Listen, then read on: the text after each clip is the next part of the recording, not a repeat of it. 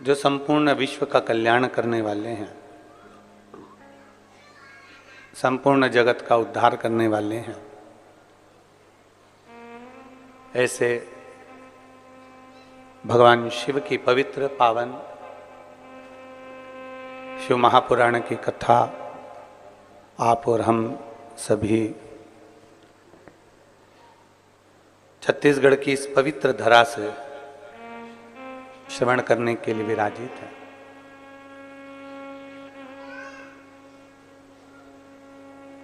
पांच दिवसीय ये भगवान शिव की अनुपम आनंदित भगवान शंकर की अविरल कथा,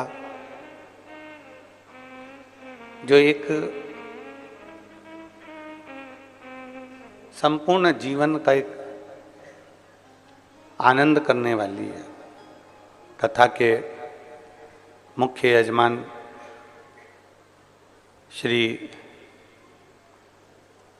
सीताराम गौरी शंकर जी खंडेलवाल परिवार राजनांदगांव, श्री चंद्रशेखर पिल्ले, श्रीमती पूर्णिमा जी पिल्ले, श्री अनिल शुक्ला जी, श्रीमती शकुंतला शुक्ला जी, श्री परमेश्वर सिन्हा जी, श्रीमती आशा सिन्हा जी। एक बार सभी यजमान परिवार के लिए जोरदार ताली बजाकर स्वागत, वंदन, अभिनंदन।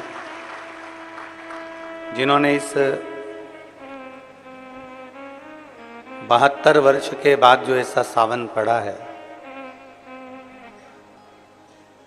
उस श्रावण पवित्र अवसर पर यजमान पद ग्रहण किया है।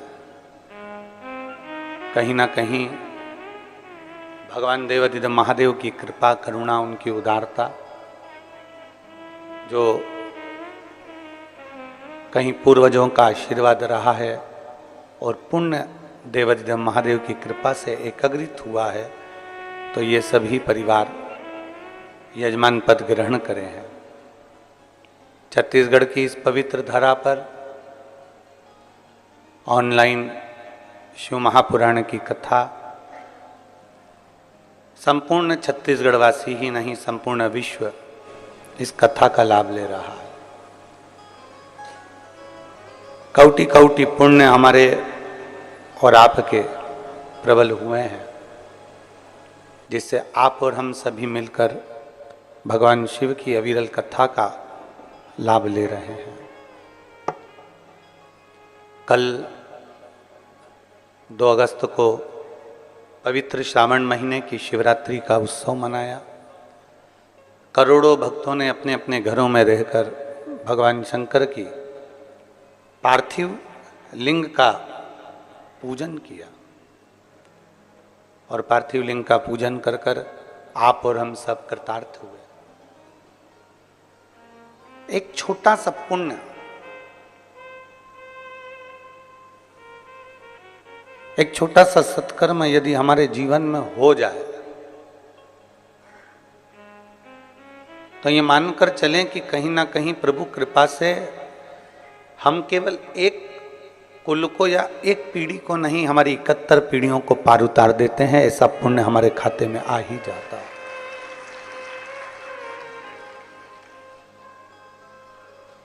कहीं शिव कृपा से, हमने पहले भी कथाओं में कहा, कमाया कमाया कमाया, आखिरी में जोड़ा जोड़ा और फिर संसार में ही छोड़ा।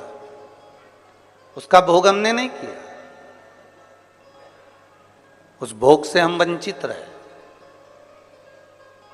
पर कमाने के बाद यदि कहीं आप और हम कहीं अच्छी जगह पर पहुंच जाएं, अच्छी जगह बैठ जाएं, तो ये समझिए कि ये कहीं हमारे पूर्वजों का, हमारे माता पिता की पुण्याई है। एक आप लोगों ने देखा होगा, जितने भी श्रोता भाई बहन आस्था चैनल पर कथा सुन रहे हैं, फेसबुक यूट्यूब पर कथा श्रवण कर रहे हैं, आप लोगों के स्मरण में होगा कि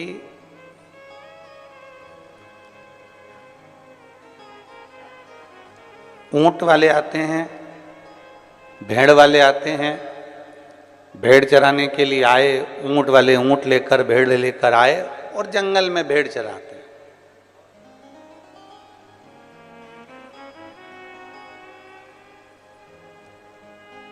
ऊंट वाले ऊंट लेकर आए हैं, भेड़ वाले भेड़ लेकर आए हैं और वो जंगल में चला रहे। पर जो समझदार होता है, जो चतुर होता है, जो विद्वान होता है, इसकी विद्वत्ता क्या कहती है कि जिस कोई गरीब बड़ा है, कोई साधारण है और उसके पास में खेत के अंदर खाद डालने का पैसा नहीं है, उसके पास में खेत में दवाई डालने का पैसा नहीं है, खाद डालने का पैसा नहीं है, तो वो चतुर व्यक्ति क्या करता है कि वो ऊंट वाले से कहता है, भेड़ वाले से कहता है, भैया तुम एक काम करो, ये भेड़ों को हमारे खेत में ठहरा दो,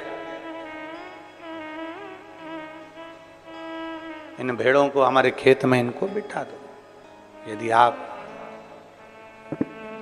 इन भेड़ों को हमारे खेत में बिठा दोगे, इन भेड़ों को हमारे खेत में अगर विराजमान कर दोगे, बिठा दोगे, ये आवाज आ रही ना गुनगुन, ये बंद करो ना।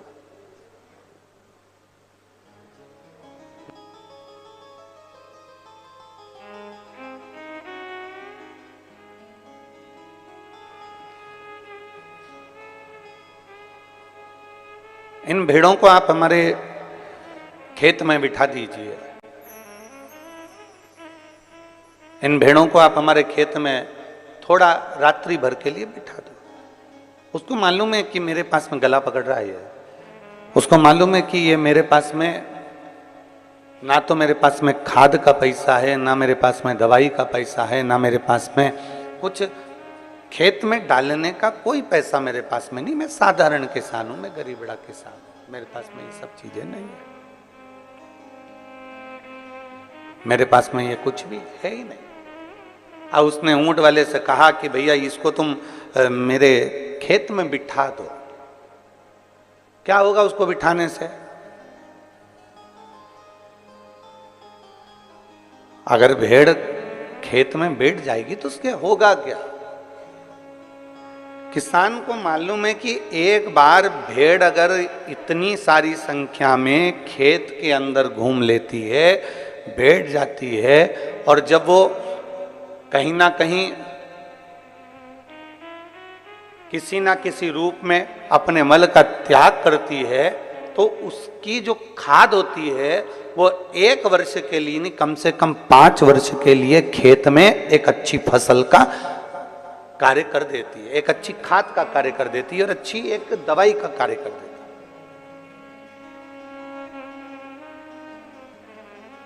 किसान को मालूम है कि मेरे पास में इतना धन नहीं है, किसान को मालूम है कि मेरे पास में इतना पैसा नहीं है। उसने एक ही काम करा कि इन भेड़ों को मेरे खेत में बिठा दो, वो बैठ जाएगी ना तो बस उतने में मेरा काम हो जाएगा और मेरा 5 साल तक अच्छा चल जाएगा, केवल बैठने से। और यही शिव महापुराण की कथा कर रही है कि आपको मालूम है कि हमारे पास में धन नहीं, दौलत नहीं, संपदा नहीं, वैभव नहीं, सत्ता नहीं, हमारे पास में कुछ भी नहीं है। मान लो हमारे पास कुछ है ही नहीं। शिव महापुराण की कथा में वेद व्यास जी कहते हैं तो एक काम करो, जैसे किसान भेड़ को अपने खेत में बिठा लेता है तो 5 साल तक उसे खाद डालने की जरूरत नहीं पड़ती, 5 साल तक उसे दवाई देने की जरूरत नहीं पड़ती, खेत में फसल अच्छी होती है। उसी तरह जो एक बार शिव महापुराण की कथा में जाकर बैठ जाता है, उसके 5 साल तक उसको सोचना नहीं पड़ता, उसके जीवन का एक आनंद अपने आप उसकी अग्रणता में आता चले जाए।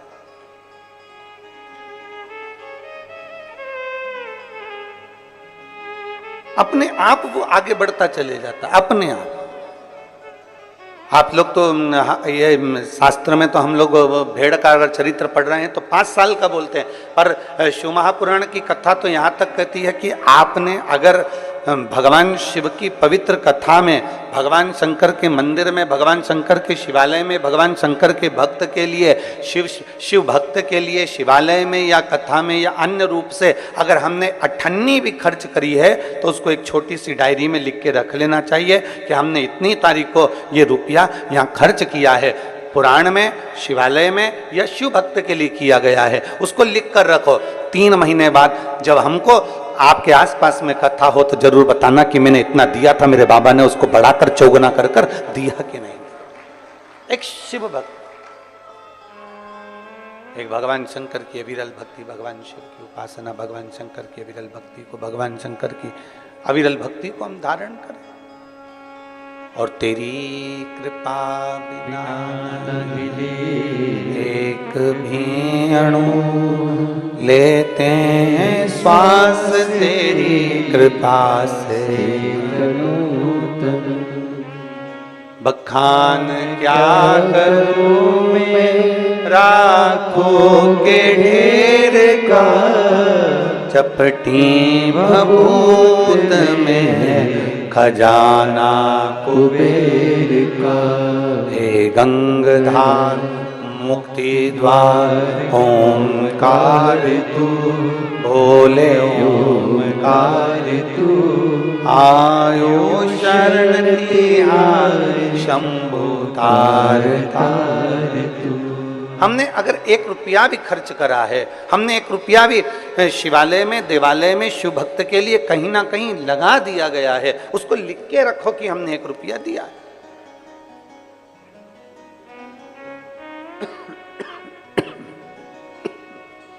हमने 1 रुपया समर्पित किया। साधारण नहीं है शिव पुराण और साधारण नहीं है शिव भक्ति।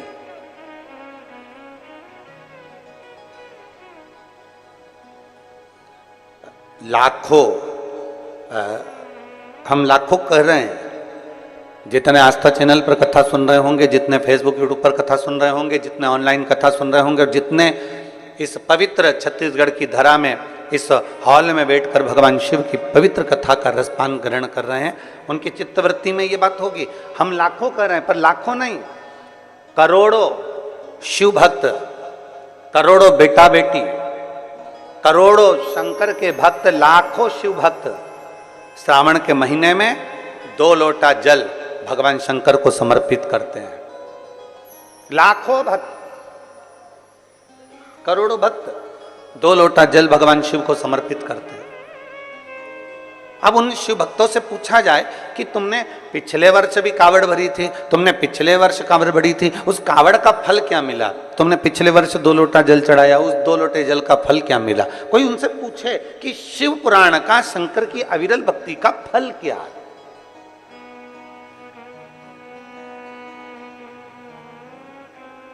आप इतनी संख्या में बैठे हो, कहीं ना कहीं बाबा ने आप पर कृपा करी है। ये यजमान परिवार जो हैं, सभी शुक्ला जी, पिल्लई जी और खंडेलवाल जी, आदि सिन्हा जी, ये सब यजमान परिवार तो बन के बैठे हैं, इनके ऊपर तो प्रभु कृपा हुई है।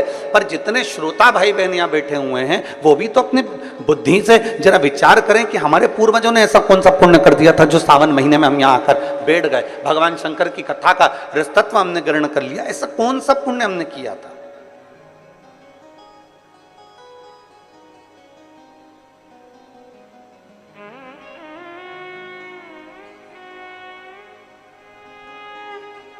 ऐसा पुण्य हमने कौन सा किया है? ऐसा सत्कर्म हमने कौन सा किया?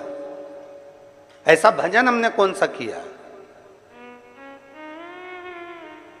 हमने कल कथा में कहा था कि जितने बैठे हो ना, अपने अपने घर जाके नजर उतरवा लेना कि कहीं ना कहीं हमारे पुण्यता है, हमारे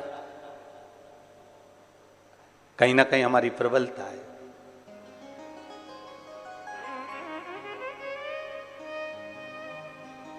और बड़ी, वो कहते हैं, सोने की चेन अगर गले में पड़ी हुई है या सोने का मंगलसूत्र पड़ा हुआ है, तो उसको देखकर चोर तुम्हारे करीब में आता है। और मान लो सोने की चेन है ही नहीं, सोने का मंगलसूत्र है ही नहीं, रुद्राक्ष धारण कर रखा है या तुलसी की माला पहन रखी है, चोर आएगा बाजू में, उसको मालूम है 5 रुपए की तो बाजार में मिल जाती है, 10 रुपए की तो बाजार में मिल जाती है। जब कोई व्यक्ति मरता है तो मरने वाले व्यक्ति के शरीर पे से सारा सोना रात को ही उतार लिया जाता है, संपूर्ण सोना।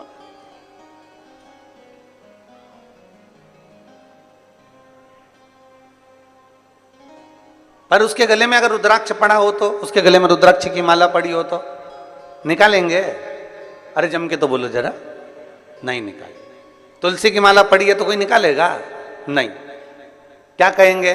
बहू से भी माँ रोते रोते, रेन दे वो माला उनके गले में, रेन दे वो तुलसी की है, वो रुद्राक्ष की है, पड़े रहने दे, वो तुलसी की माला है, वो रुद्राक्ष की माला, पड़े रहने। क्यों? क्योंकि उसको मालूम है कि ये तुलसी की माला, ये रुद्राक्ष की माला, ये पड़े रहने दे, ये किसी इसकी भले कीमत नहीं है। सोना निकाल लो, अंगूठी निकाल लो, चेन निकाल लो, दादी के कानों में अगर बुंदा लगा है तो बुंदा निकाल लो, मुर्की लगी है तो मुर्की निकाल लो, लौंग नथ पहनी है अच्छी बड़ी सारी तो नथ निकाल लो, ये सब कुछ निकाल लिया जाएगा। हाथ की अंगूठी हो, पाँव का हो, हाथ का तगड़ी हो, कमर कस हो, जो कुछ होगा सारा निकाल लिया जाएगा। और वहीं अगर तुलसी की माला है, वहीं अगर रुद्राक्ष की माला है और वो पड़ी हुई है तो कोई नहीं निकालेगा। और ये समझने वाला विषय है कि भले वो ना निकाली जाए, सब कुछ निकाल लिया जाए, और वो अगर तुलसी और रुद्राक्ष की माला हमारे गले में पड़ी हुई है तो ये तुलसी और रुद्राक्ष का मन का हमें ना जाने कितने कितने नरकों से बाहर निकालते हुए परमात्मा की शरणागति प्रदान करा दे। कितने नरकों से निकालता हूं। और मैंने तेरे ही भरोसे बाबा, तेरे ही भरोसे हवा बिच उड़ती जावांगी बाबा, डोर हथो छड़ी ना मैं कट्टी जावांगी। भोले मैं तेरी पतंग, शंभू मैं तेरी पतंग, हवा बिच उड़ती जावांगी बाबा, डोर हथो छड़ी ना मैं कटी जावांगी। एक तुलसी की माला, एक रुद्राक्ष हमारे जीवन को सुख प्रदान कर देता, हमारे जीवन को आनंदता प्रदान कर देता। एक बेलपत्र हमारे जीवन को सुख प्रदान कर देते। हम शंकर भगवान का एक लोटा जल समर्पित करते हैं, शिव की भक्ति करते हैं, शंकर को एक लोटा जल चढ़ाते हैं, वो हमें कितना फल देती है, कितना फल देती है। एक कथा आती है, बड़ी सुंदर प्रसंग है, जरा स्मरण करिएगा सभी, जितने चैनल पर कथा सुन रहे हैं, जितने ऑनलाइन कथा सुन रहे हैं, सब अपनी चित्तवृत्ति में रखिएगा इस कथा। एक राजकन्या थी, बड़ी सुंदर थी, बड़ी सुंदर। और राजकन्या इतनी सुंदर, इतनी बढ़िया, इतनी सुंदर, इतनी सुंदर, वो राजकन्या इतनी सुंदर कि उसको देखकर देवता भी आकर्षित हो जाए। इतनी सुंदर राजकन्या, इतनी सुंदर। अब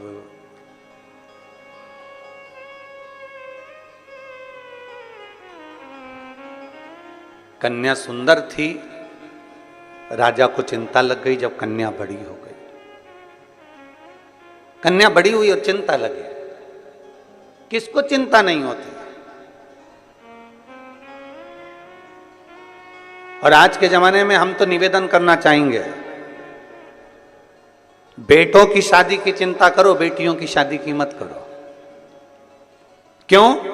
क्योंकि बेटी इतनी मेहनत कर लेती है, इतनी लगनता से काम कर लेती है कि बेटी के लिए तो ढेरों संबंध आना चालू हो जाते हैं। उसकी लगनता, उसकी मेहनत उसको आगे बढ़ा देती है।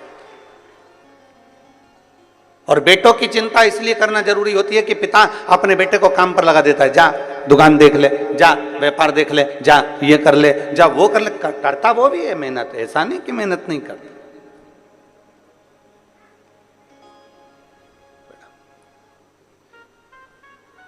करता वो भी मेहनत है, बिठाओ भी। ऐसा नहीं कि वो मेहनत नहीं करता है, उसके पास में मेहनत करने का कुछ क्रम नहीं होता, वो मेहनत करता है, करता। पर चिंता हमें बेटी की नहीं, चिंता हमें बेटे की रहे। बेटी अगर लगनता से मेहनत कर रही है, अपने पिता के कार्य के प्रति जागरूक है, अपने पिता के वचन के प्रति जागरूक है और अपने पिता के बोले हुए शब्द के प्रति जागरूक है, तो फिर बेटी की चिंता नहीं रहती, फिर बेटी की चिंता नहीं। शिव पुराण कह रही है, भगवान शंकर का संवाद कर रहा है, भगवान उगड़दानी का संवाद कर रहा है, भगवान शंकर की पावन कथा कर रही है। राजकन्या इतनी सुंदर थी, इतनी सुंदर राजकन्या कि उसको देखकर देवता भी आकर्षित हो जाए, इतनी सुंदरता उस राजकन्या में, इतनी सुंदर। और फिर निवेदन आप सबसे, क्रीम की चमक कुछ दिन की रहती है, और यदि अच्छे कर्म करे हैं तो वो चमक तुम्हारे मरते दम तक रहती है, वो अंतिम समय तक है। बोल बम का नारा है, इतना धीमे बोलोगे तो कल्याण तुम्हारा है। बोल बम का नारा है, सारी समस्या का हल। क्रीम की चमक थोड़े दिन की है, पर अच्छे कर्म की चमक तुम्हारी जिंदगी भर की है, जीवन भर की।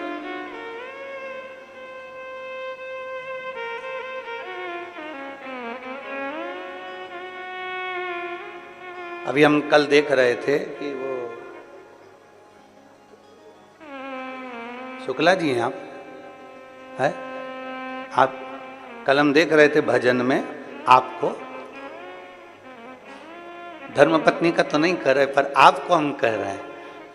जब भजन चल रहा था आपको किसी से मतलब नहीं था, पर आपका नृत्य शंकर को रिझाने के लिए ऐसा जोरदार कमर से आनंद लेते हुए नाच रहे थे कि हमारा भी मन कर रहा था कि हम भी नीचे उतर कर आपके साथ आ जाएं। इतनी भोलेपन से, इतनी सहजता से। और अवस्था देखो क्या कितनी होगी, कितने साल की हो, 66। नजर उतरवा लेना। प्रणाम।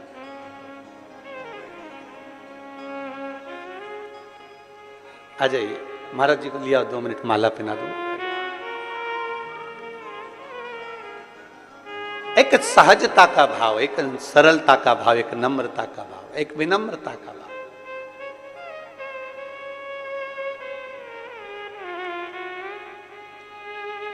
और जब अपने भीतर की सरलता होती है ना, अपने भीतर का जब भोलापन होता है, अपने भीतर की जब सहजता होती है ना, तो शिव पुराण कहती है शंकर भगवान को जितना जल प्रिय नहीं, जितना दूध प्रिय नहीं, जितना पंचामृत प्रिय नहीं, जितना सामग्री बेलपत्र प्रिय नहीं, जितनी कोई वस्तु प्रिय नहीं, शिव जी कहते हैं मुझे सबसे ज्यादा व्यक्ति का भोलापन प्रिय है। शंकर को सहजता प्रिय।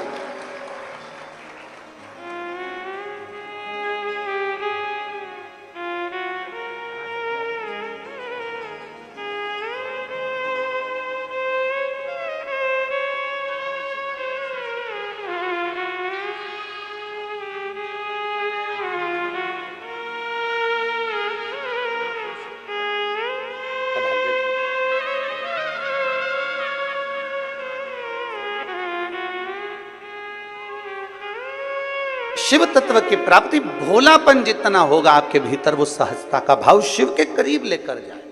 जितने भोले होगे आप उतने शंकर के पास हो। पर निवेदन एक ही है, भोले भोले के लिए बनो। संसार के लिए भोले बन जाओगे तो लोग तुम्हें पीछे धकाना चालू कर देंगे और एक कोने में ले जाकर छोड़ देंगे। फिर निवेदन करूंगा, फिर निवेदन, भोले भोले के लिए बनो। और भोले बनना है तो भोले व्यक्ति के लिए बनो, जो सहज हो उसके लिए हम सहज हैं, जो सरल है उसके लिए हम सरल, जो आनंदमय है उसके लिए हम आनंदमय हैं।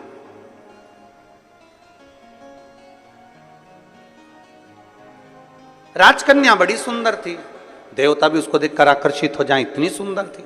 पिता के मन में थोड़ा सा भाव जागृत हो गया। पिता के मन में लगा कि मेरी बेटी, इसका विवाह करना है मुझे, और मैं विवाह करना, इतनी सुंदर है, इतनी सुंदर है। अब मैं किसी ज्योतिषी को बुलाऊं और ज्योतिषी को बुलाकर इसको जरा दिखाऊं कि मेरी बेटी का भाग्य क्या कहता है।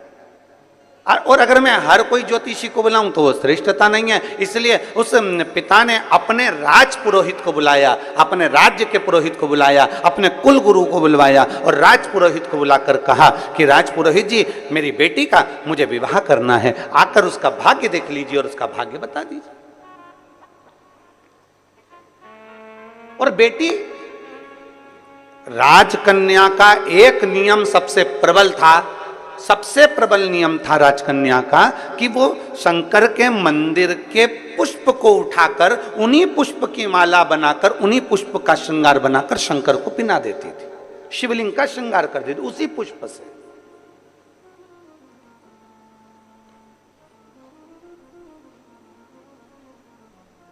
जैसे आजकल तो खैर मंदिर में बेलपत्र मिलना बड़ा कठिन हो गया। आपके राजनांदगांव के मंदिर में मिलता है क्या बेलपत्र? मंदिर में चढ़ा हुआ मिल जाता है क्या? आजकल तो बड़ा कठिन हो गया, लोग चढ़ाते हैं और उठा के ले जाते हैं, बहुत मुश्किल हो गया।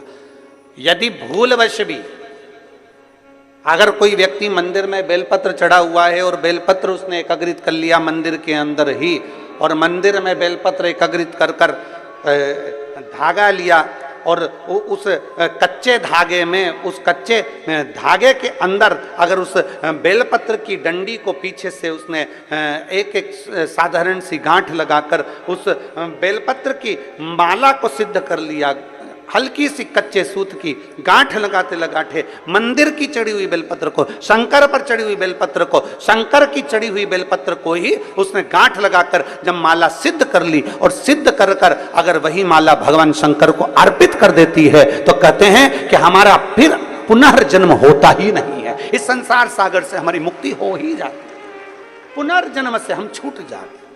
जैसे जगत गुरु शंकराचार्य जी कहते हैं पुनरपि जननम पुनरपि मरणम, उस प्रपंच से छुटकारा।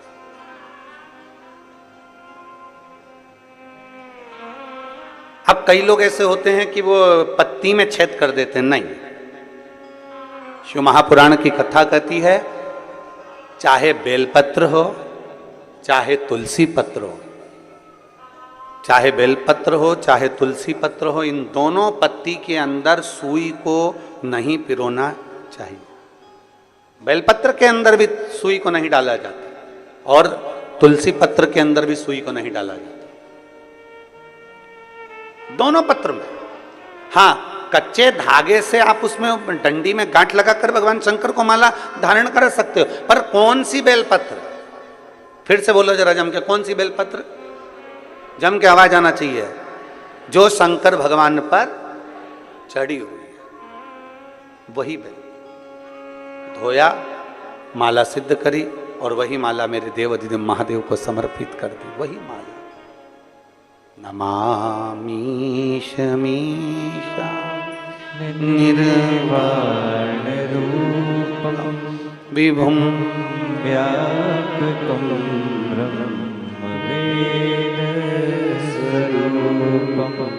नमामि शमीशा निर्वाण रूपम विभुम व्यापकम ब्रह्म वेद स्वरूपम।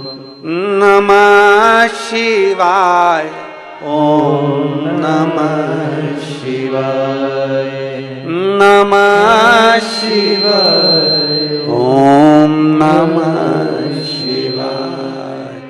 नमामि शमीशा निर्वाण रूपम विभुम व्यापकम ब्रह्म वेद स्वरूपम। नमामि शमीशा निर्वाण रूपम विभुम व्यापकम ब्रह्म वेद। शिव को चढ़ा हुआ पुष्प शंकर को वापिस समर्पित, शंकर का बेलपत्र शंकर को वापिस समर्पित। तेरा तुझको अर्पण, क्या लागे मेरा, मेरा है क्या?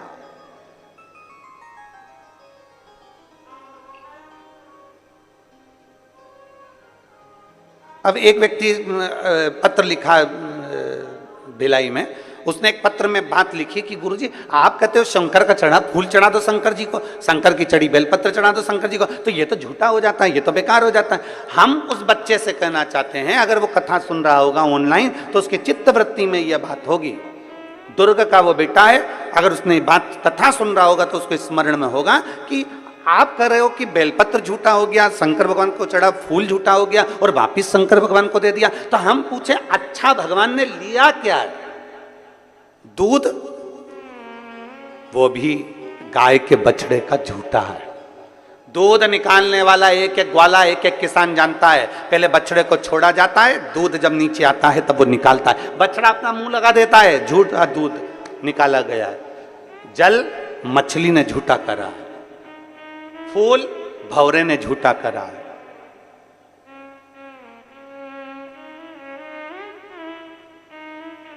और जब मेरा भोलेनाथ झूठा जल स्वीकार कर सकता है, झूठा फूल स्वीकार कर सकता है, झूठा दूध स्वीकार कर सकता है, तो अपन कौन से सत्यवान है? अपन भी तो झूठे हैं। तो जरा विचार करो कि वो झूठा पुष्प, झूठा दूध, झूठा जल स्वीकार कर सकता है, तो मेरा शंकर अपन जैसे झूठे को भी स्वीकार कर सकता है। वो सरल है, सहज है, आनंद है।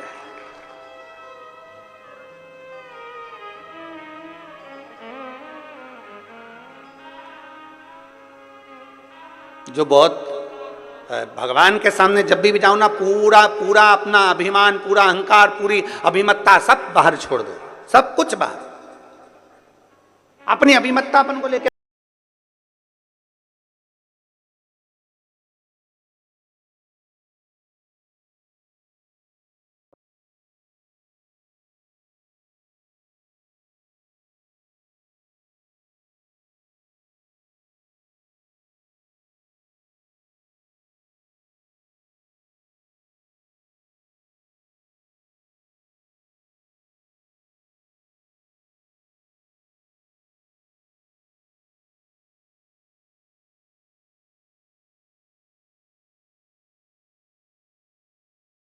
भगवान उसको स्वीकार करता है। एक शंकर पर चढ़ी हुई बेलपत्र 5, 7, 8, 15, 20 मिल भी गई और उसकी अपने माला तैयार करके शिव को समर्पित भी कर दी, तो ये श्रेष्ठता है उसमें।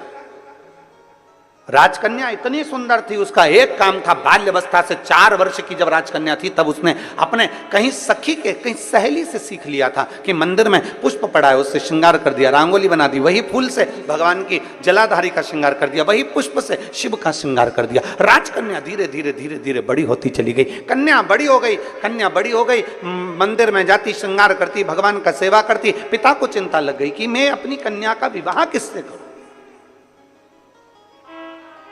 इसको किसको समर्पित करा जाए, किसको दिया जाए।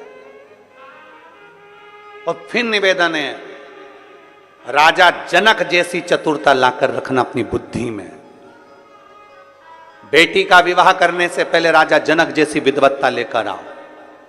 राजा जनक ने एक संकल्प किया था, मेरी बेटी का विवाह मैं उसी के साथ करूंगा जो धनुष को उठाएगा, चढ़ाएगा, मैं बेटी उसको ब्याह दूंगा। राजा जनक जी ने ऐसा विचार क्यों किया? क्योंकि राजा जनक की बेटी माता जानकी जी जब 4 वर्ष की थी तब राजा जनक जी ने अपने सेवकों से कहा था, धनुष के नीचे का भाग लीप कर आओ, पोंछ कर आओ, आज मुझे पूजन करने आना है। सेवक गए, धनुष को 10-10 हजार सेवकों ने उठाया पर धनुष उठा नहीं। सेवक वापिस आ गए, सीता जी खेल रही थी। 4 वर्ष की सीता जी को देखकर कहा, सेवकों ने तुरंत कहा, जानकी जी पिताजी आए तो कह देना हमने धनुष के आसपास का लीप दिया पर धनुष हमसे नहीं उठा, इसलिए उसके नीचे हम गोबर से नहीं लीप पाए। आप कह दोगी ना? सीता जी ने कहा, क्या काका तुमसे धनुष नहीं उठा, चलो मैं उठाती हूं, तुम लीप देना। सीता जी गई, 4 वर्ष की माता जानकी जी ने अपने उल्टे हाथ से धनुष को उठा लिया, सीधे हाथ में गोबर लेकर लीप दिया और धनुष को रख दिया। जनक जी जब पूजन करने के लिए आए, जनक जी जब पूजन करने के लिए आए तो जनक जी ने देखा कि आज धनुष के नीचे का भाग पहली बार लिपा हुआ है, ये किसने लीप दिया? सबने कहा जानकी जी ने लीपा। जानकी, 4 साल की जानकी, बुलाओ सीता को। जानकी को बुलाया, जानकी बेटा तूने ये धनुष कैसे उठा लिया? उसने कहा पिताजी बिल्कुल सरल था, उल्टे हाथ से सीता जी ने अपने पिताजी के सामने धनुष उठाया।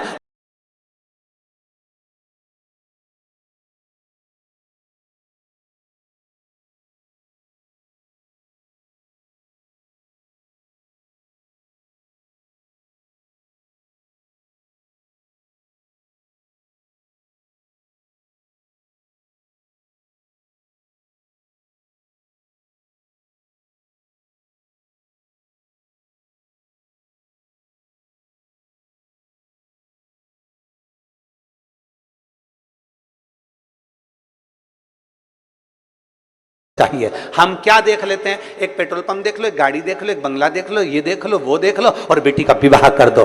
क्या मतलब? अगर तुम्हारी बेटी में विद्वत्ता है और भगवान ने उसको अगर लायक बनाया है तो 4 पेट्रोल पंप खड़े करने की जवाबदारी भी तुम्हारी बेटी रखती है, उसका दम रखती है। आप इतना सहज में कोई मिलेगा कि नहीं मिलेगा, अच्छा पेट्रोल पंप दिख रहा है, अच्छा पेट्रोल पंप दिख रहा है, अच्छी गाड़ी दिख रही है, अच्छा बंगला दिख रहा है, अच्छा धन दिख रहा है, और मालूम पड़े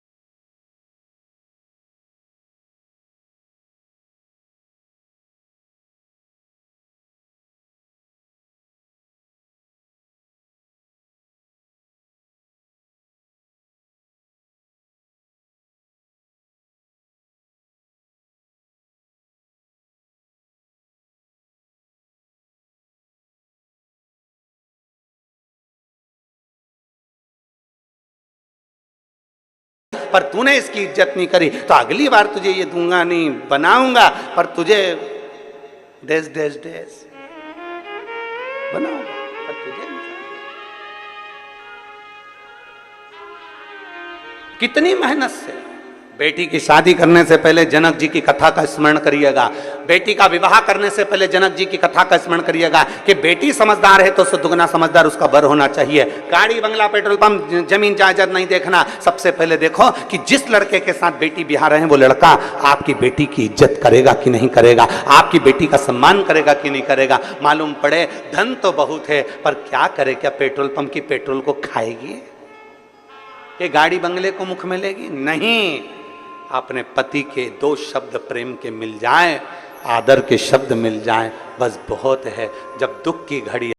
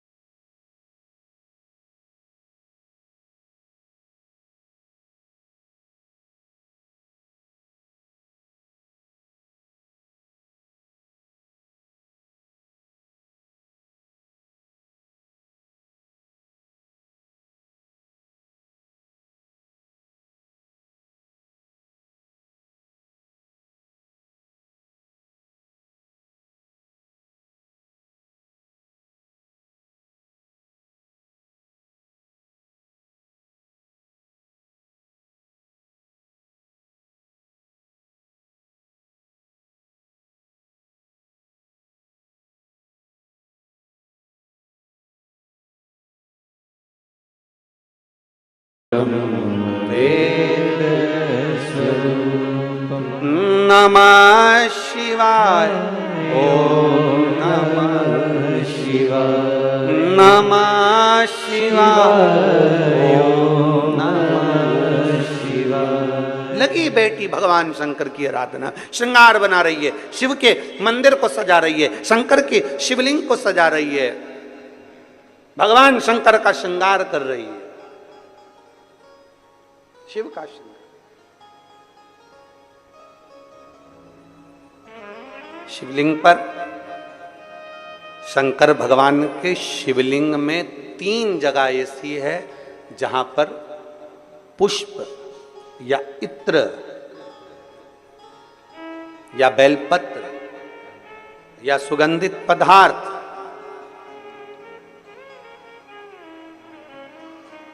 भगवान शंकर को समर्पित करा जाता है तो रोग से निवारण होता जाता है। 3 स्थान समझेंगे। ये शिवलिंग जलाधारी अशोक सुंदरी का स्थान मध्य में, इधर गणेश का स्थान, इधर षडानंद कार्तिकेय का स्थान। 3 स्थान है जहां पर बन सके। अगर आपको लगता है कि मैं जांच कराने के लिए डॉक्टर के पास जा रही हूं और डॉक्टर ने बोला है कि कोई बड़ी बीमारी तुमको लगती है तो जांच कराने जाओ, डॉक्टर बोले जांच कराओ, जितनी रिपोर्ट होना आना चाहती है आए, पर उससे पहले अगर 3 जगह पर इत्र समर्पित कर दिया जाए, इत्र हो या सुगंधित कोई पुष्प हो, इत्र या सुगंधित पुष्प,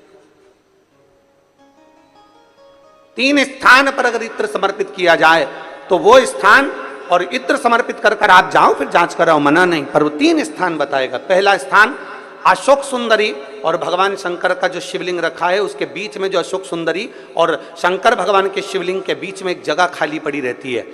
अशोक सुंदरी का स्थान पूर्ण होगा, शिवलिंग होगा, उसके बीच में एक स्थान खाली होता है। उस स्थान पर अगर जिस समय पर भगवान शंकर के जिस अशोक सुंदरी और शिवलिंग के बीच में जो स्थान है वहां पर अगर इत्र लगाया जाए, दूसरे नंबर पर शिवलिंग के ऊपर से लेकर नीचे के मध्य भाग में, जहां मध्य भाग है ये शिवलिंग, ये नीचे का भाग और मध्य भाग में अगर इत्र लगाया जाए, और तीसरा भगवान शंकर का जो जल नीचे की ओर गिरता है, जहां जो पट्टी रहती है पानी नीचे आने की, उस पट्टी पर अगर इत्र लगाया जाए, ये 3 स्थान इत्र लगाने के होते हैं। अगर वहां लगाया जाए तो कैसा भी रोग हो आपकी जांच अच्छी ही आएगी, बेकार नहीं आ सकती। आप कितने ही करा लें उसको। एक शंकर भगवान के शिवलिंग का 3 जगह पर इत्र या 3 जगह पर सुगंधित पुष्प लगाया जाए।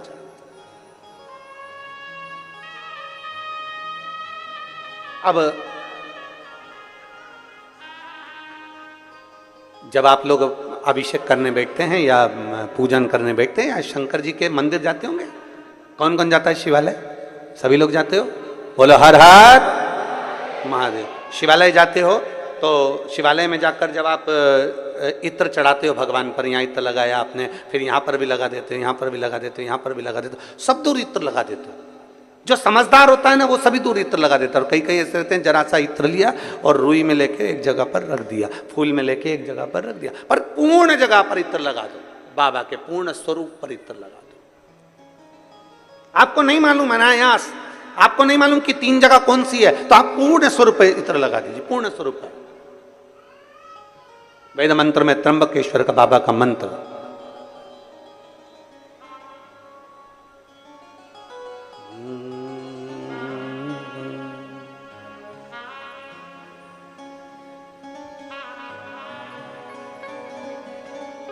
महामृत्युंजय मंत्र, वेद मंत्र का बड़ा सुंदर मंत्र, जिसका हम उच्चारण पूर्ण रूप से नहीं करते हैं व्यासपीठ से, उसको हम मंत्र को मन में गुनगुनाते हैं। एक बार आप भी बाबा के मंत्र को मन में गुनगुनाइए।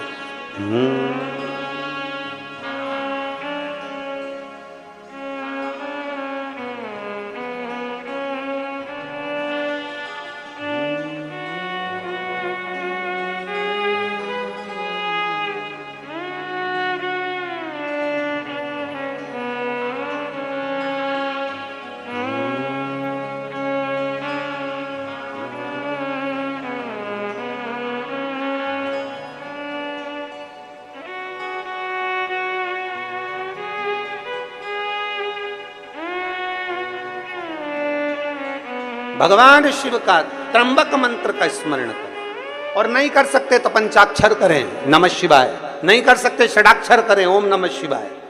नहीं कर सकते तो श्री शिवाय नमस्तुभ्यम का स्मरण करें। आपको नहीं ज्ञात 3 जगह का वर्णन। यहां तक शिव कथा कहती है, ये जो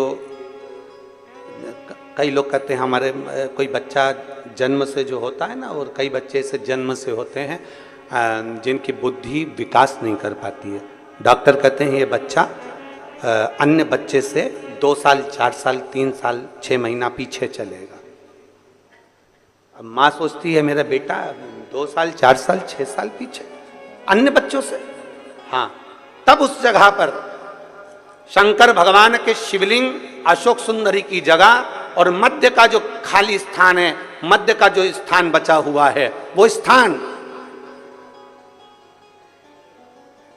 कई बार लोग कहते हैं गुरुजी ये पार्वती जी है, ये शिवलिंग है, ऊपर जो जलाधारी में से जल बह रहा है, शंकर जी की 5 लड़कियां हैं, जया, विषहरा, शामली बारी, दौतली देव, ये अशोक सुंदरी, ये गणेश कार्तिकेय का स्थान। जो बीच में अशोक सुंदरी और शिवलिंग के बीच में जगह है, वो स्थान किसका है? शिव पुराण में इसका लिंग पुराण के अंतर वर्णन आता है कि वो स्थान भगवान शंकर की जो जितनी सती, उमा, कात्यायनी, कुष्मांडा, स्कंदा, जितनी महागौरी, जितनी माताएं पूर्व में रही हैं, इन माताओं का स्थान शंकर ने यहाँ रखा है। और वो स्थान ऐसी जगह है, अगर कोई बच्चा कितना भी पीछे है, डॉक्टर कह दिया इसको कि ये अन्य बच्चों से 2 साल पीछे, अन्य बच्चों से 4 साल, इसका विवेक काम नहीं कर रहा। एक छोटी सी बेलपत्र, एक छोटी सी बेलपत्र, छोटी सी बेलपत्र लीजिए, छोटी सी, और उस छोटी सी बेलपत्र को, छोटी सी बेलपत्र को उस स्थान पर अशोक सुंदरी की ओर डंडी कर उस स्थान पर छोटी सी बेलपत्र को रखिए और 3 बार उसी स्थान पर जल समर्पित कर वही बेलपत्र बेटे को लाकर बच्चे को, वो खाए ना तो पीस कर कैसे भी उस बच्चे को धीरे धीरे देना चालू करिए। आप खुद अंतर देखेंगे कि 3 महीने 4 महीने में उसका विभाग, उसके विवेक में, उसकी बुद्धि में अंतर आया कि नहीं। वो स्थान की मूलता, वो स्थान की मूलता। और शंभु शरणे पड़ी मांगू घड़ी रे,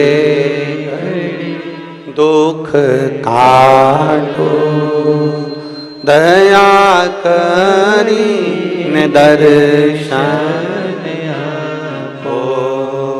शंभु शरणे पड़ी मांगू घड़ी रे, दुख काटो दया करी दर्शन आपो।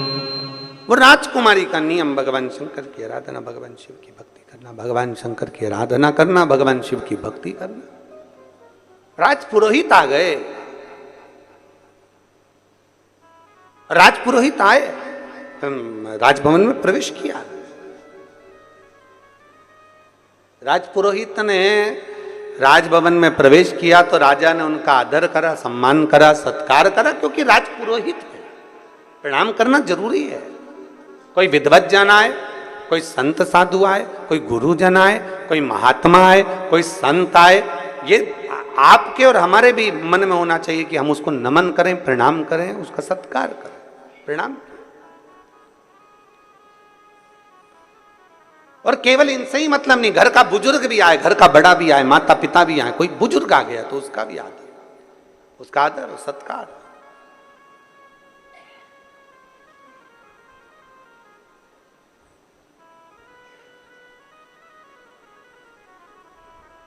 महाराज देखा, राजपुरोहित आए, कहा महाराज जी बेटी का भाग्य देखना है। बेटी का भाग्य? हाँ, ये बेटी का भाग्य देखकर बताओ, ये उसकी जन्म लग्न है, ये उसकी पात्रिका है, और आप उसका भाग्य देखिए, उसका भाग्य देखिए कैसा है। राजपुरोहित ने विचार करा कि मैं भाग्य देख रहा हूं, पत्रिका देख रहा हूं, बेटी का भाग्य देख रहा हूं, पर भाग्य बड़ा प्रबल है इसका, बहुत प्रबल, बहुत प्रबल है। ये जिसके यहां जाएगी उसके यहां 4 चांद लगा देगी। बहुत लक्ष्मी इसके चरण में, बहुत भाव है इसका, बड़ा भाव। पर राजपुरोहित ने कहा कि इतना भाग्य प्रबल है इसका, मैंने ज्योतिषी के हिसाब से उसको देख लिया, पर मैं चाहता हूं कि उस लड़की को एक बार देखूं। राजा तेरी बेटी को मुझे देखना है। वो बेटी कहाँ? मुझे तेरी बेटी से मिलना है। बेटी को बुलाया। मंदिर में सूचना गई, शिवालय में बेटी लगी थी, भगवान शंकर की आराधना में। शंभो शरण पड़ी मांगू घड़ी रे घड़ी, दुख काटो दया करी दर्शन। बेटी मंदिर में लगी, शिवालय में पूजन कर रही है, भगवान शंकर की माला सिद्ध कर रही है, माला तैयार कर रही है। बेटी माला बना रही थी, सूचना गई दरवाजे पर से, राजभवन से सूचना पहुंची, दरवाजे पर से सूचना पहुंची, महाराज राजकन्या के पास में आपके पिताजी ने आपको बुलाया। महाराज आवाज लगाए हैं, महाराज बुला रहे, आइए।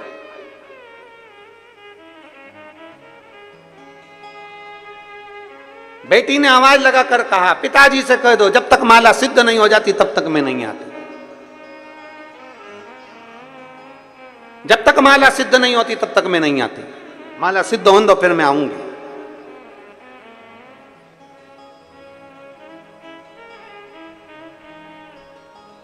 देवाधिदेव महादेव का श्रृंगार कर रही है, माला सिद्ध कर रही है। फिर निवेदन मेरी जीजियों से, मेरे जीजाओं से, मेरी बेटियों से, मेरे बेटाओं से, मेरी माताओं से, फिर निवेदन राष्ट्र के सारे श्रोता भाई बहनों से निवेदन है, शंकर के मंदिर जाने का तुम्हारा नियम है ना, कितना भी काम पड़ा रहे, शंकर के मंदिर जाने के नियम को तोड़ना मत, जाते रहो, उसके दरवाजे पर पहुंचते रहो। शिव मंदिर जाने के नियम को प्रबल कर लो, पक्का करो एक नियम। जब तुम्हारा नियम पक्का हो जाएगा तो अपने आप सब कार्य हो जाएगा। क्या नियम हमारे कार्य को प्रबल बना सकता? क्यों नहीं बना सकता। एक व्यक्ति ने सुन लिया कि कोई नियम लेना चाहिए, एक गुरुजी ने कह दिया नियम ले, कोई सा भी नियम ले पर ले, तो उस व्यक्ति ने नियम ले लिया कि मेरे पास में कुमार रहता है, मैं सुबह से कुमार का मुंह देखूंगा।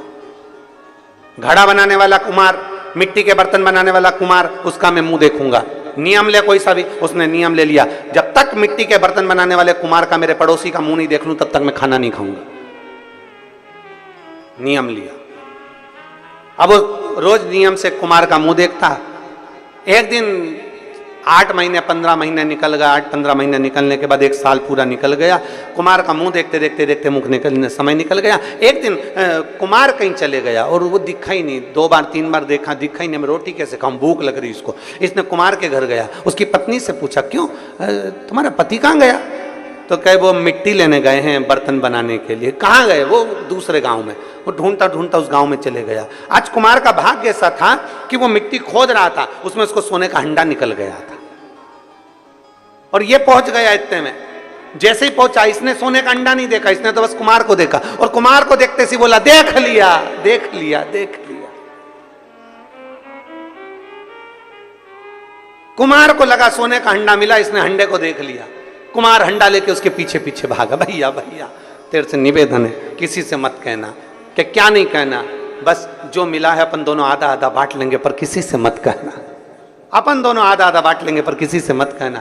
उस व्यक्ति ने पूछा किसका नहीं कहना? क्या नहीं कहना? कि मुझे जो सोने का हंडा मिला है उसका मत बोलना, आधा तेरा आधा मेरा, दोनों ने बांट लिया। उस व्यक्ति ने कुम्हार के हाथ जोड़कर कहा भैया मैंने तो एक नियम लिया था, वो नियम था तेरे मुंह देखने का। उस समय भी मैंने हंडा नहीं देखा था, पर तेरा मुख देखने का नियम मुझे इतना फल जाएगा कि आधा सोना मिल जाएगा। इससे बढ़कर सुख और क्या चाहिए। एक नियम प्रबल कर लो, बड़ा बड़ा प्रबल नियम। रोज मंदिर जाऊंगी, झाड़ू लगाऊंगी, पोछा लगाऊंगी, मंदिर में बाबा का श्रृंगार करूंगी, बाबा को चंदन लगाऊंगी, बाबा को इत्र लगाऊंगी। कुछ नियम अपनी जिंदगी में धारण करें।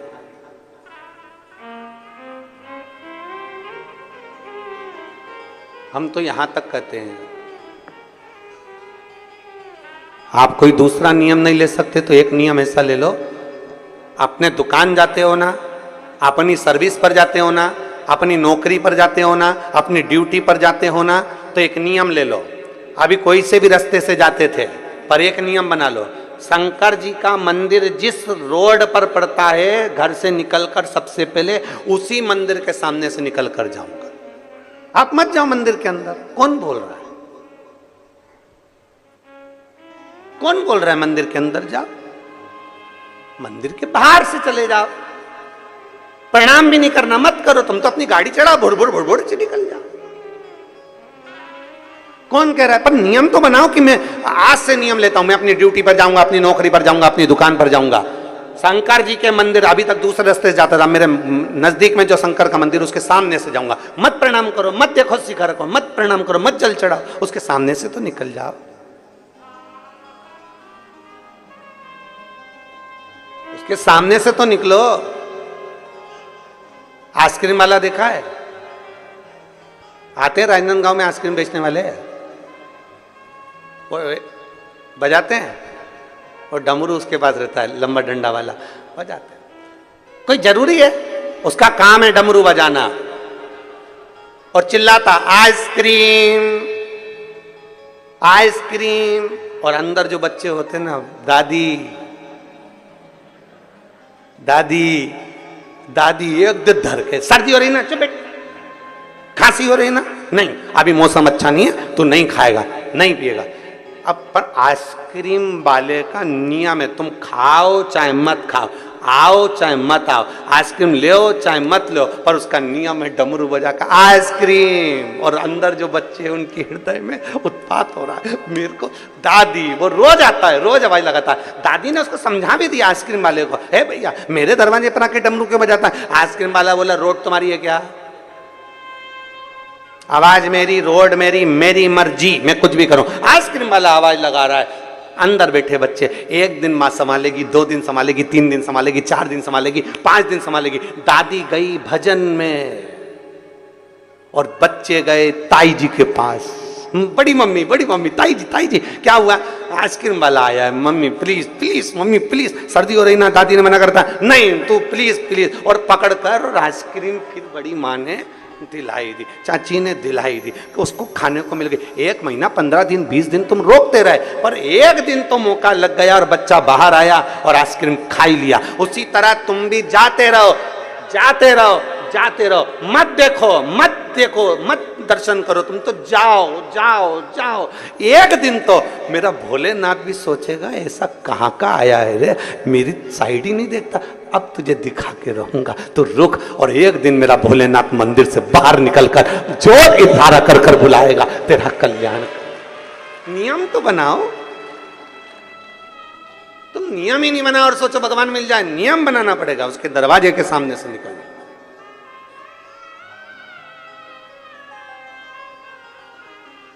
एक कथा बहुत पहले हमने सुनाई थी कि एक भक्त भगवान नहीं सुन रहे थे तो मंदिर जाता था, पर पानी लेकर जाता था, पानी लेकर जाता था, शंकर जी पे नहीं चढ़ाता था। शंकर जी 2-3 महीने हो गए शिव जी पे जल नहीं चढ़ाता और आसपास चढ़ा किया जाता, पर शंकर जी पे नहीं चढ़ाता। शंकर जी को लगा कितना एबला है? बताओ कितना एबला है। शंकर जी ने पार्वती से कहा, रोज मंदिर आता है और जल लेके आता है, चढ़ाता नहीं है। अब जरा विचार करिए,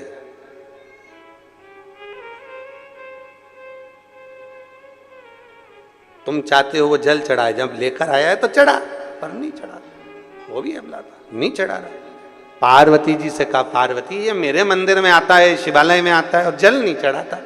तो पार्वती जी बोली, क्या हुआ नहीं चढ़ाता? तो इतने सारे भी तो चढ़ाते, मत चढ़ा। तो नहीं चढ़ाए तो कौन सी दिक्कत वाली बात है, नहीं चढ़ा मत।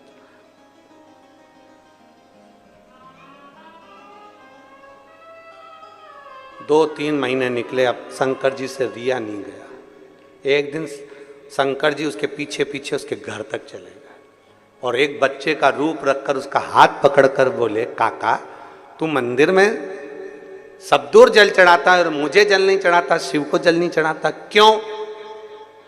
काका ने कहा शंकर हमारी नहीं सुनता इसलिए नहीं चढ़ाते। उसी समय शिव जी प्रकट होकर बोले कल से सुनूंगा, पर तू अभी चल के जल चढ़ा, अभी चल जल चढ़ा। भोला है मेरा शिव, अड़भंगा है मेरा शिव। और शीश गंगा की धार, गले सर्पों का महादेव,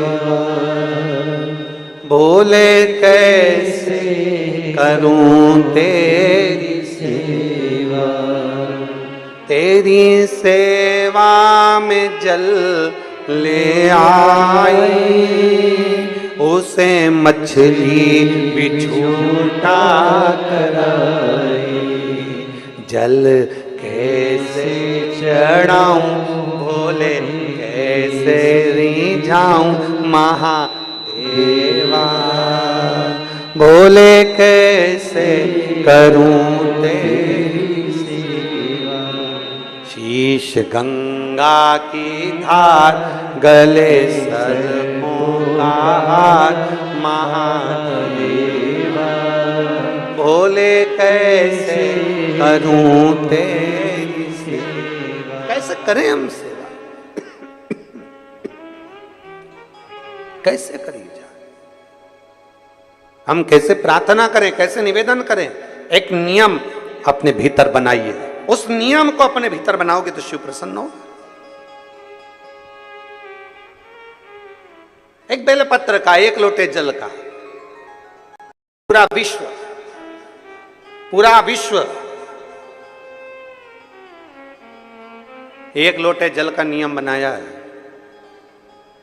पिछले वर्ष कई करोड़ लोगों ने शिव भगवान शंकर का पार्थिव पूजन किया था, और इस साल उससे बढ़कर लोगों ने पार्थिव पूजन किया। मतलब ये अंदाजा है कि लोग एक लोटा जल शिव जी के मंदिर में चढ़ाते हैं तो उनका नियम पक्का होते चले जा रहा है। जब हम कोई नियम बना लेते हैं तो मेरे महादेव को तुम्हारा भंडार भरने के लिए आना ही पड़ता है। नियम बना है ना, एक पत्र आया है,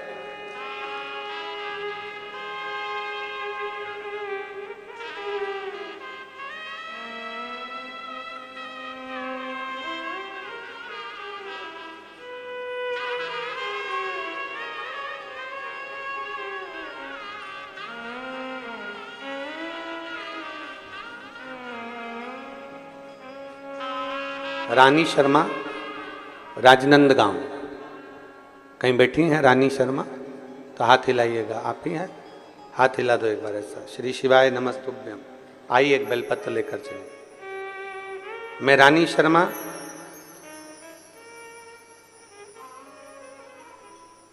भगवान देवादिदेव महादेव की भक्ति का, पशुपतिनाथ के व्रत का मैं क्या वर्णन करूं। गुरुदेव, मेरे बड़े बेटे की सरकारी नौकरी के लिए अप्लाई किया और बहुत प्रयास किया, पर कहीं ना कहीं किसी ना किसी रूप में रह जावे। पर एक नियम आप बताते हैं एक लोटे जल का, पशुपति व्रत का। मेरे बाबा ने ऐसी सुनी कि मेरे बेटे की बाबा की कृपा से सरकारी नौकरी लग गई, इसलिए मैं बाबा को यहां प्रणाम करने के लिए आ जाओ।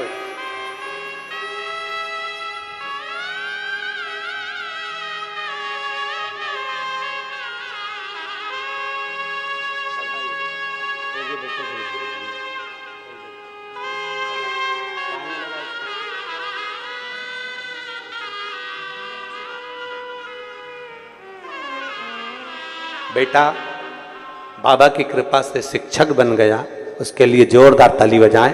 शिव कृपा। एक नियम जब हम अपनी जिंदगी में बनाते हैं, एक नियम, तो वो कहीं ना कहीं सार्थक होता है। एक पत्र हो रहे,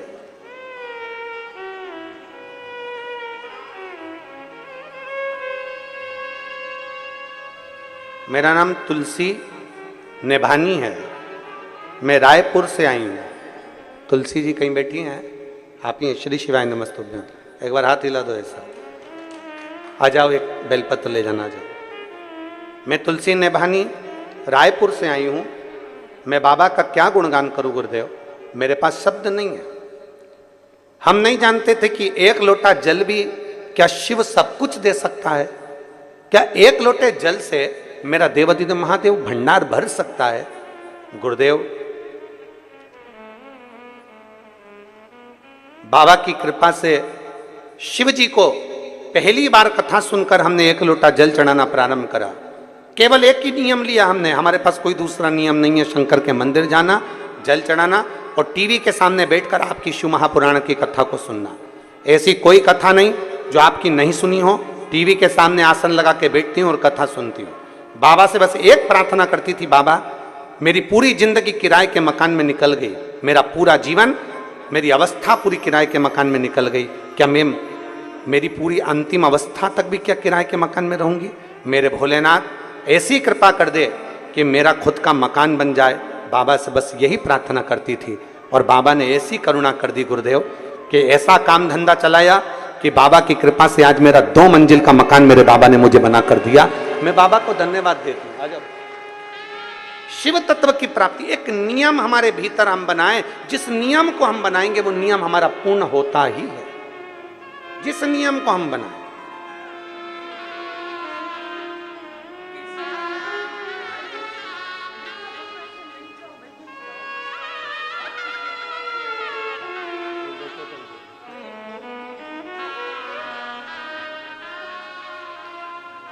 शिव कृपा के बिना नहीं मिल सकता। और तेरी कृपा बिना न हिले एक भी अणु, लेते हैं श्वास तेरी कृपा से तनु तनु। बखान क्या करूं मैं राखों के ढेर का, चपटी भगोत में खजाना कुबेर का। हे गंगाधार मुक्ति द्वार ओमकार तू, बोले ओमकार तू। आयो शरण तिहारी शंभु तार तार तू। एक विश्वास अपने भीतर प्रकट कर लो, एक भरोसा अपने भीतर प्रकट कर लो कि मुझे शिव के मंदिर में जाकर यह नियम बनाना है कि शंकर की यह अशोक सुंदर वाली जगह यहाँ इत्र लगाना है, या यहाँ बेलपत्र चढ़ाना है, या यहाँ फूल चढ़ाना है, या यहाँ मुझे जल चढ़ाना है, या मुझे झाड़ू लगाना है, या मुझे पोछा लगाना है, या मुझे शंकर के मंदिर में दीप लगाना है, या शंकर जी की चढ़ी हुई बेलपत्र धोकर शंकर जी को चढ़ाना है, शंकर जी की माला तैयार करना है, फूल से श्रृंगार करना है, या शंकर के मंदिर में अगर कहीं कचरा है तो उसको झाड़ू से झाड़ कर साफ करना है, दीवार भी है तो उसको भी साफ करना है। ये नियम या मुझे भगवान शंकर के मंदिर का ये नियम मैं ले रही हूं, ये नियम मैं ले रही हूं।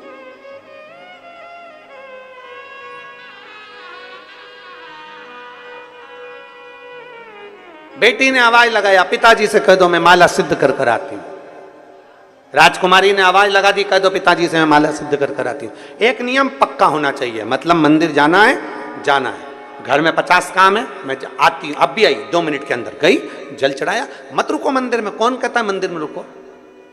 मंदिर में रुकने का बोलता कौन है? हम तो कभी नहीं कहते कि मंदिर में बहुत घंटों तक बैठो। काय को बैठो? राम जी के मंदिर में बैठने की जगह होती है, देवी जी के मंदिर में बैठने की जगह होती है, नारायण के मंदिर में बैठने की जगह होती है, सारे मंदिरों में बैठने की जगह होती है, पर शंकर जी के मंदिर में बैठने की जगह नहीं होती। जो आता है पानी ढोल कर जाता है, इतना पानी ढोल जाता है कि साड़ी भी ऊंची कर कर जल चढ़ाना पड़ता है। तो भगवान शंकर कहते हैं मेरे मंदिर में आके बैठो मत, फालतू बर्बाद टाइम क्यों करते, चलो अपने घर जाओ, जल चढ़ाओ, जाओ। काय को फालतू का समय बर्बाद कर रहे हो? चलो निकलो यहां से, बाहर जाओ, चलो।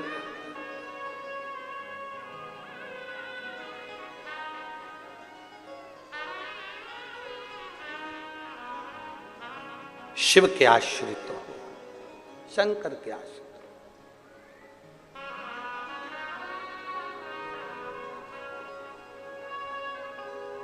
हो। और भगवान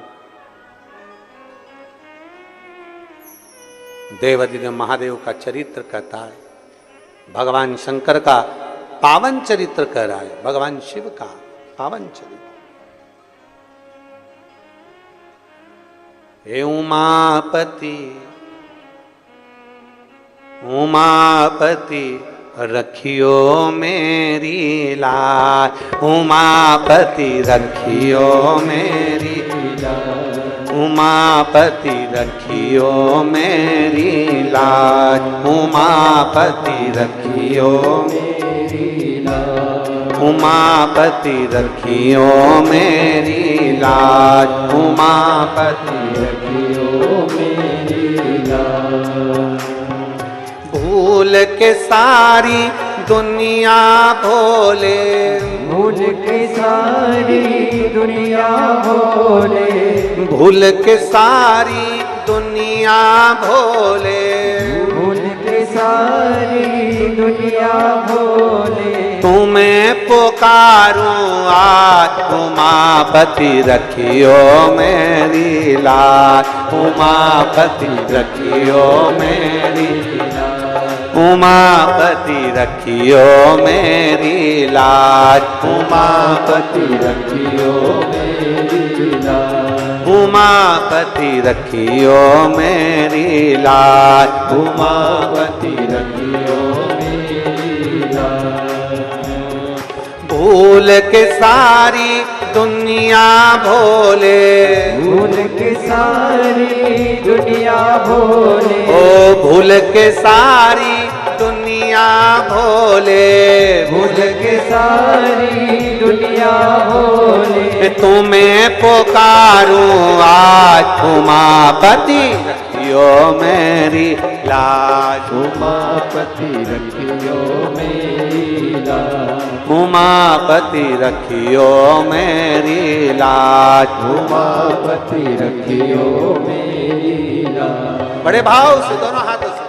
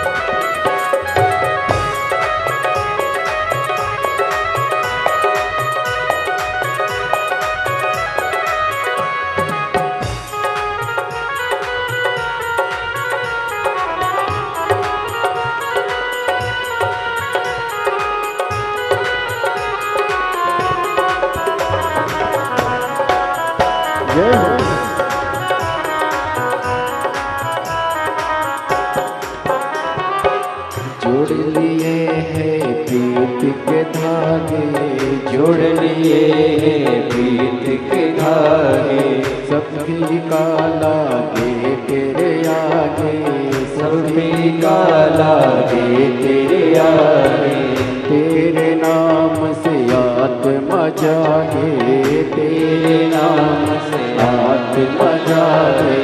दूर दूर सब अवगुण भागे, दूर दूर सब अवगुण भागे।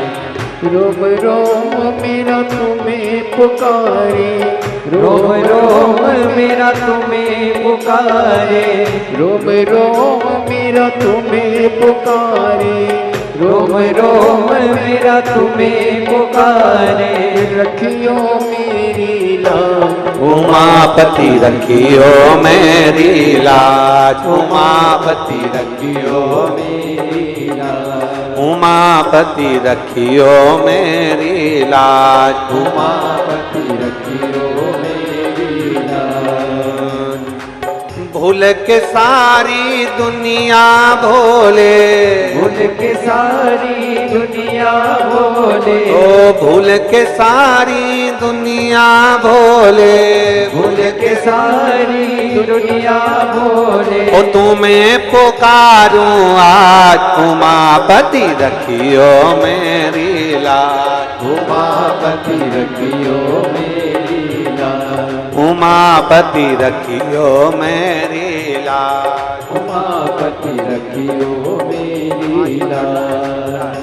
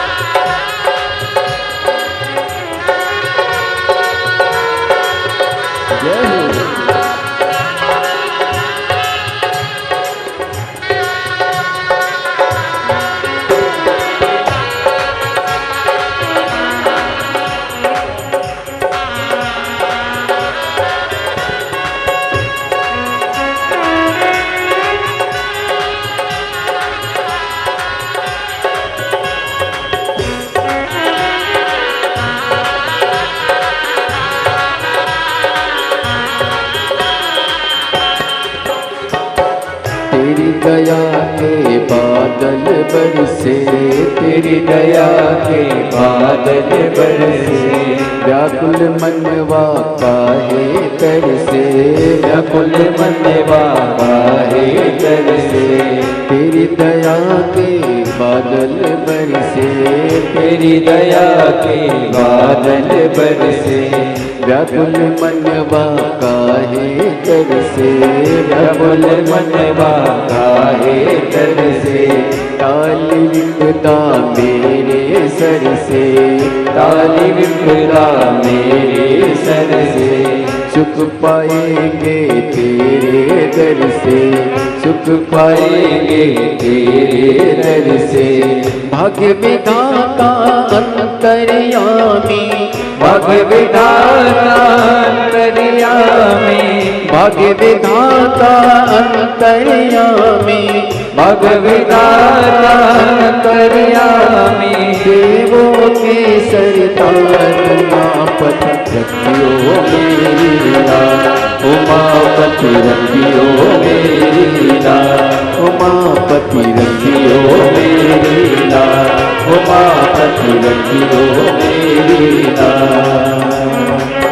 भूल के सारी दुनिया भोले, भूल के सारी दुनिया भोले, भूल के सारी दुनिया भोले, भूल के सारी दुनिया भोले। तुम्हें पुकारो आज उमापति रखियो मेरी लाज, उमापति रखियो मेरी लाज।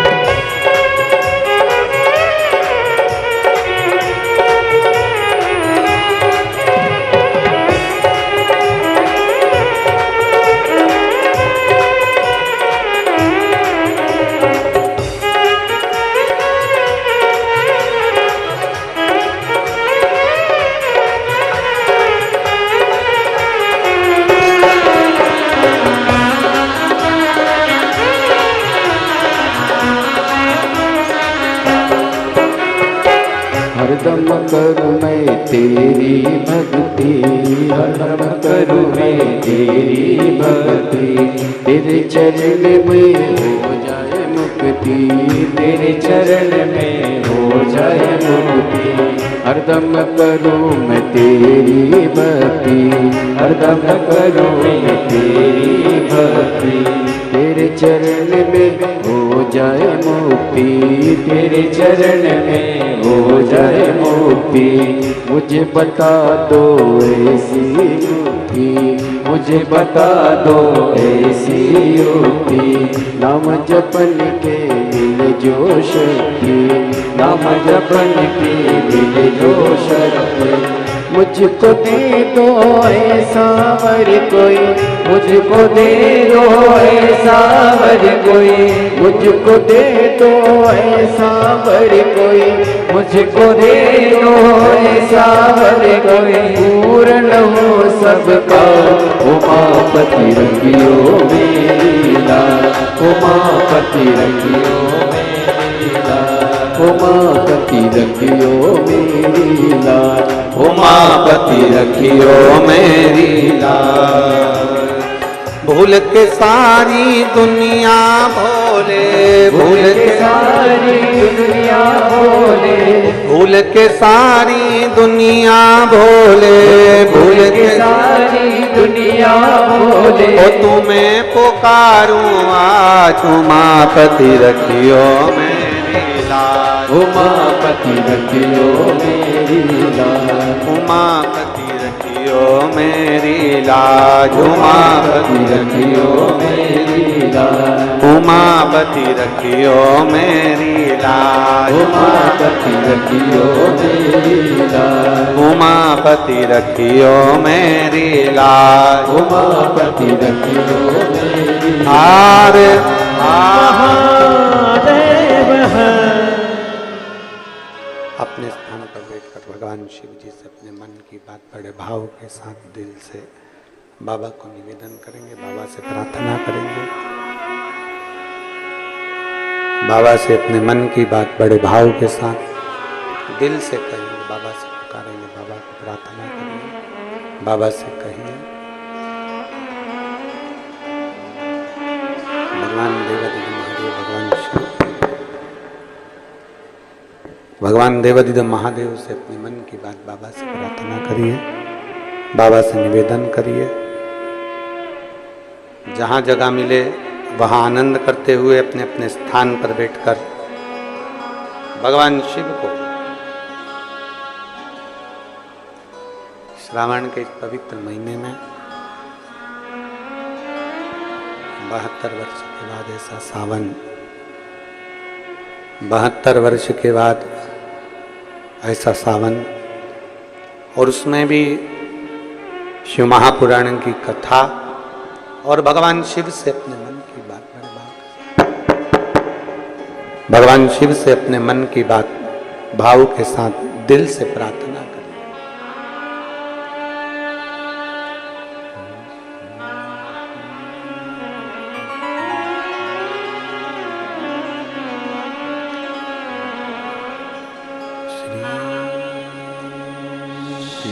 शिवाय नमस्तुभ्यं।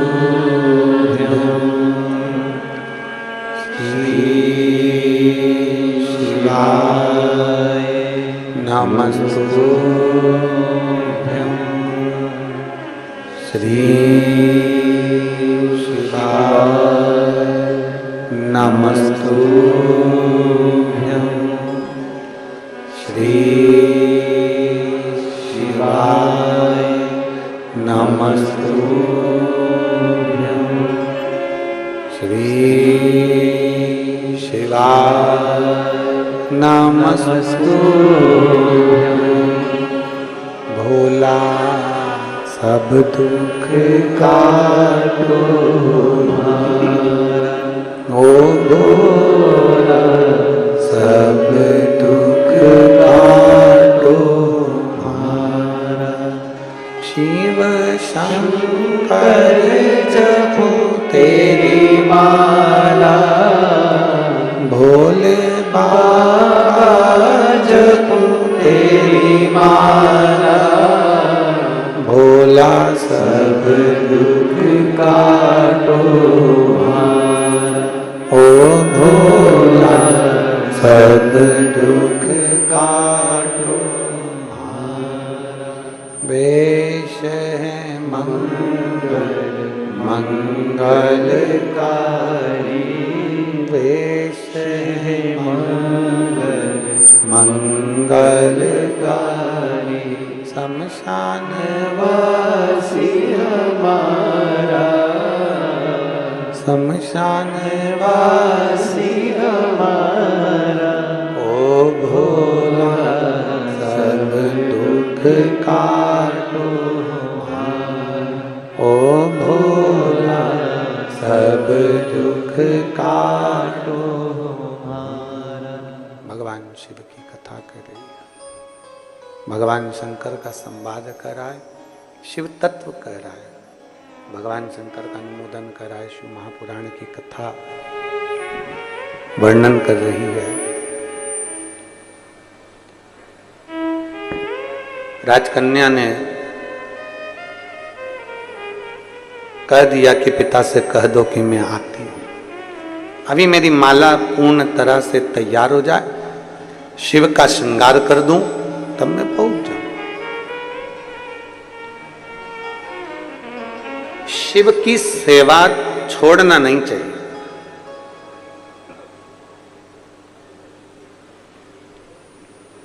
बन सके तो अच्छे से करो। किसी के कहने पर हमने भगवान शंकर की सेवा को छोड़ दिया, किसी के बोलने पर हम भगवान शंकर से दूर हो गए, ये श्रेष्ठता नहीं है।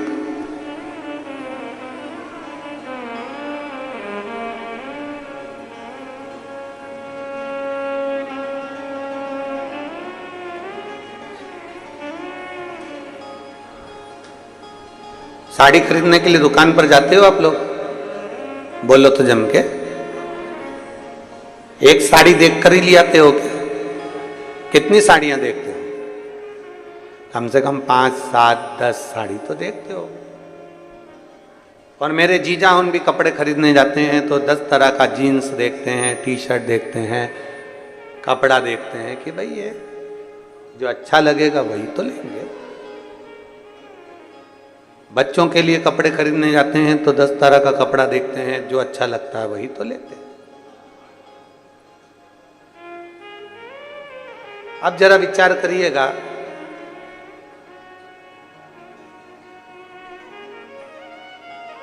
दस तरह की साड़ी देखी तब एक साड़ी पसंद आई। बोलो बोलो जम के बोलो जरा, ठीक है। 10 सेल्फी ली, उस सेल्फी में से कोई एक सेल्फी अच्छी आई तो फेसबुक पे डाली। अरे बोलो तो जम के। अपन वो कपड़े वाली बात को छोड़, अपन तो सेल्फी पे आ जाओ। जो आज के दौर में चल रहा है वो अपन उस भाषा से उसको समझे। 10 फोटो खींचे, उसमें से कोई एक फोटो अच्छा आया तो अपन ने उसको फेसबुक पे डाला। और अच्छा फोटो आया तो अपन ने उसको फ्रेम में, अरे बोलो जम के, लगवाया, फ्रेम में जड़वाया। कितना जोरदार है, यहाँ लगा दो। 10 फोटो खींचे तो उसमें से एक फोटो हम फेसबुक पर डालते हैं, इंस्टाग्राम पर डालते हैं। एक फोटो हम फ्रेम में जड़ लेते हैं अगर अच्छा है तो। 10 में से एक अच्छा निकला तो हमने उसको फ्रेम में जड़ा, फेसबुक पे डाला, आपको अच्छा लगा। 10 में से एक